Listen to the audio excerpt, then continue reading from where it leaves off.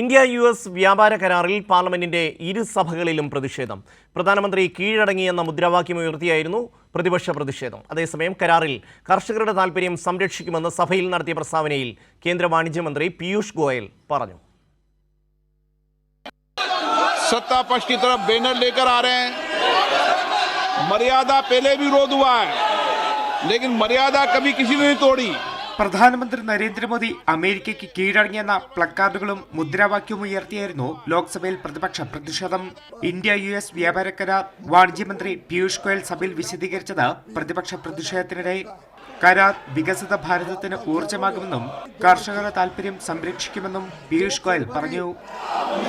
खाद्य और कृषि क्षेत्र में भारत की प्रमुख संवेदनशीलता का पूर्णतः ध्यान रखा गया है।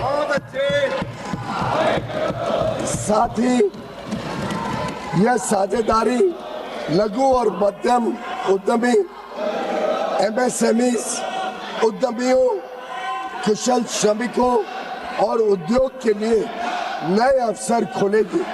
രാജ്യത്തിന്റെ കയറ്റുമതി രംഗത്തിന് ഗുണം ചെയ്യുന്നതും make in India, design India പോലുള്ള പദ്ധതികളെ ആഗോളതലത്തിൽ പ്രോത്സാഹിപ്പിക്കുന്നതുമാണ് ഇന്ത്യ US വ്യാപാര കരാറെന്നും പീയൂഷ് ഗോയൽ പറഞ്ഞു.